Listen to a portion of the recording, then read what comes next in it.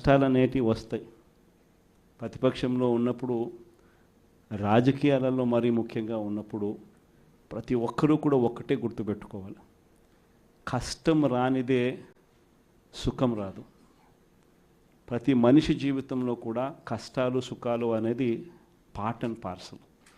ప్రతిపక్షంలో ఉన్నప్పుడు మన కష్టాలు కనిపిస్తాయి, కానీ ఆ ప్రతిపక్షంలో ఉన్నప్పుడు ఆ కష్టాలలో వచ్చినప్పుడు మనం ఆ కష్టాలను ఎలా ఎదుర్కొంటాం అన్నది మనల్ని లీడర్లు చేస్తాయి.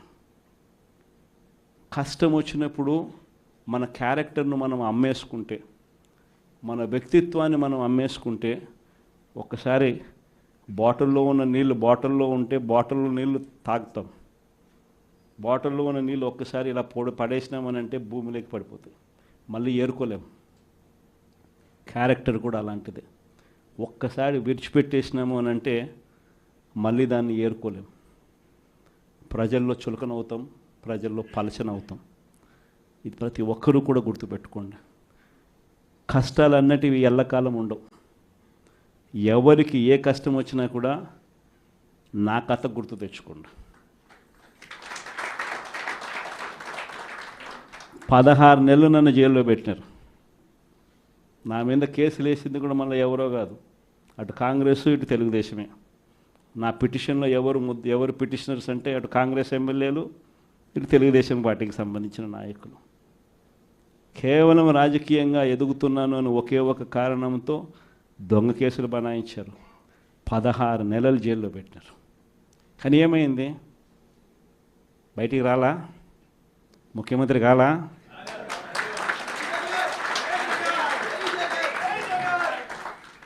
ప్రతి ఒక్కరు ఇది గుర్తుపెట్టుకోండి. ఎవరికైనా ఇంతే, మహా చేస్తే వీళ్ళు ఏం చేయగలుగుతారు? దొంగ కేసులు పెడతారు,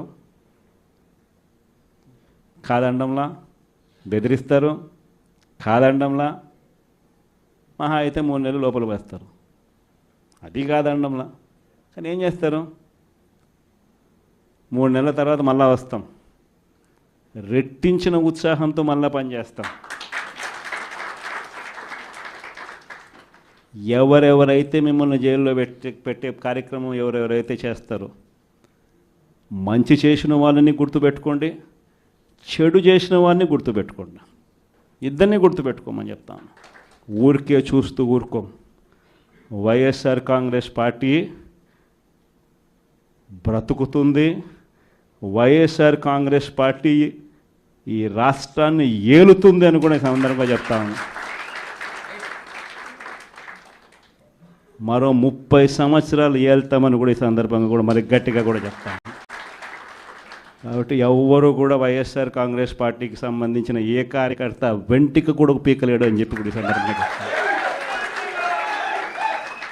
ఇది ప్రతి ఒక్కరూ గుర్తుపెట్టుకోండి, ఒక్కటే గుర్తుపెట్టుకోండి. ఈసారి జగనన్న 2.0 కొంచెం వేరుగా కూడా ఉంటుంది. ఈసారి జగనన్న 2.0 కార్యకర్త కోసం ఎలా పనిచేస్తుందో కూడా చూపిస్తుంది. ఇది మాత్రం నేను ఖచ్చితంగా చెప్తా ఉన్నా. ఎందుకనంటే జగనన్న 1.0లో బహుశా కార్యకర్తలకు నేను అంత గొప్పగా బహుశా చేయలేకపోయి ఉండొచ్చేమో.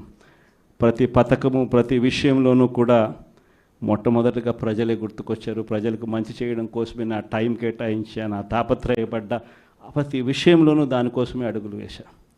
కానీ జగనన్న 2.0కి వచ్చేసరికి మాత్రం చంద్రబాబు నాయుడు కార్యకర్తలకు పెడతా ఉన్న ఇబ్బందులు చూసా, కార్యకర్తలు పడతా ఉన్న అవస్థలు చూసా, కార్యకర్తలు పడతా ఉన్న బాధను గమనించా.